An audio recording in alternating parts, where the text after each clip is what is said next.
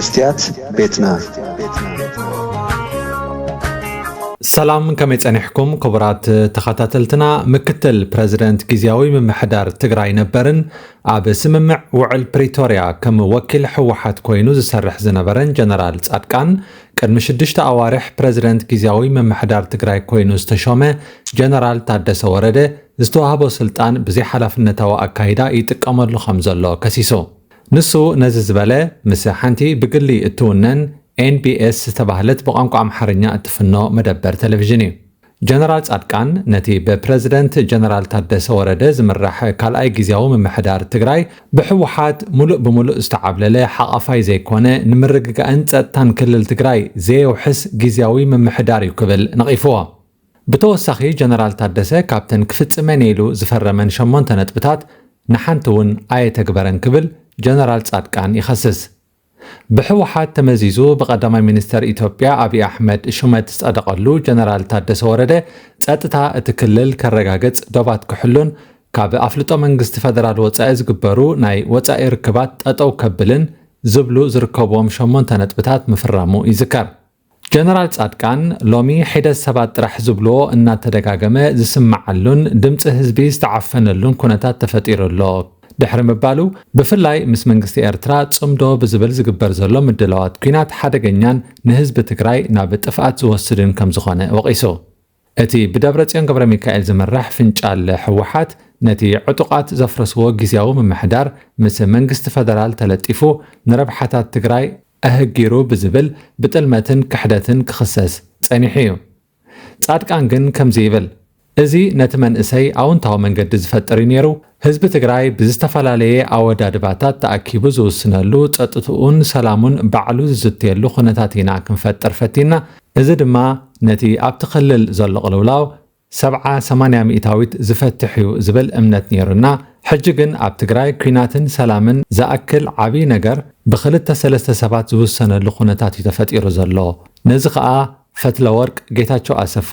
ወይ ደብረጽዮን እዮም ዝውስንዎ ዘለው ኣብዚ እዋን ትግራይ ኣብ ኣፍደገ ኩናት እያ ዘላ በዚ ምኽንያት ኣብቲ ክልል መንግስታዊ ስራሓት ዘካይድ ኣካል ከም ዘየለን ሸፋቱ ዘመሓድሩሉን ቤት ፍርዲ ዝወሰኖ ብዕጡቃት ዝግልበጠሉን ሓይልታት ጸጥታ ንመንግስቲ ዘይኮነስ ንሓደ ውድብ ዓሽከር ዝቆሙሉን ሓደገኛ ኩነታት ተፈጢሩ ከም ዘሎ ይኸስስ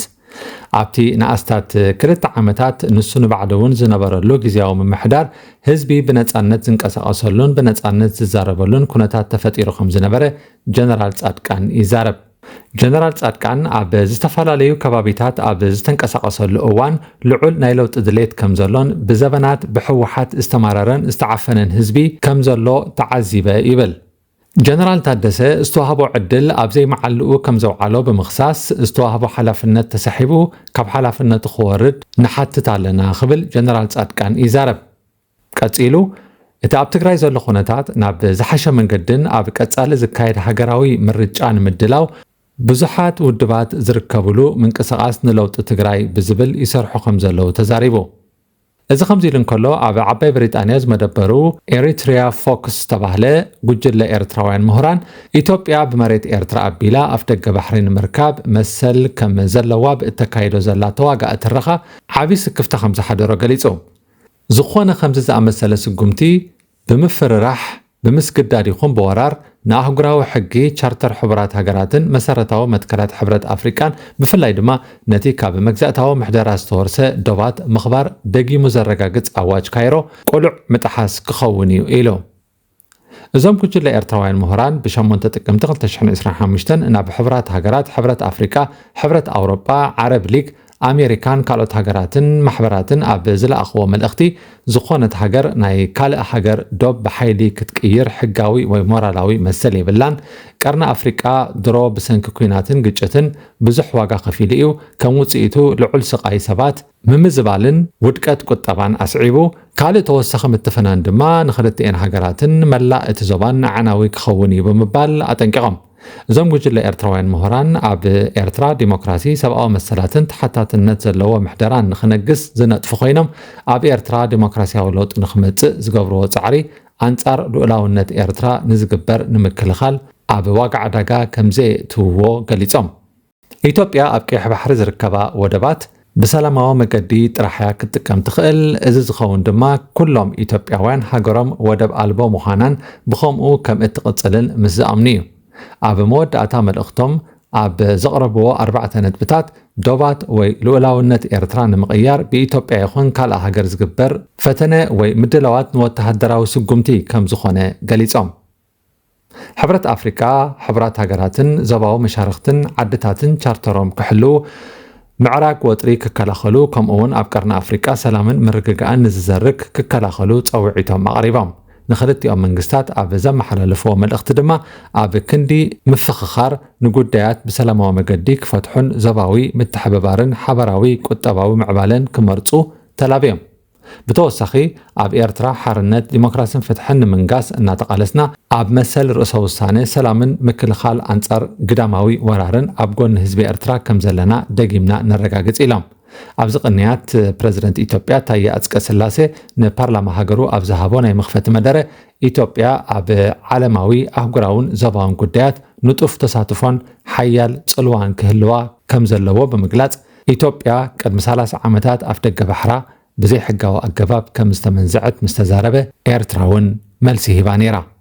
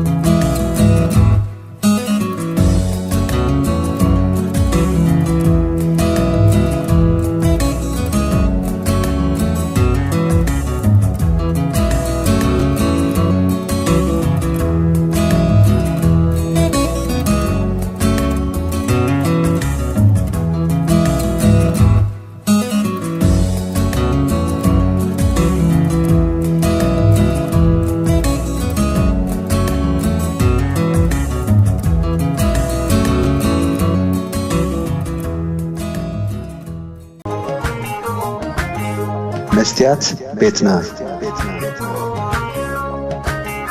مستيات بيتنا نحكينا مثل إرتران من صغراء استفعل صحفات تنقص مسلتاتن قال محتتاتن حيزا بذكرات كبر أب إن ترى الوقت تقرب مدبيا كفوت لساني من يزعج وني هاي سجدن علي عبطاقوت ملاخي طاوخي قنا مسلي فتحي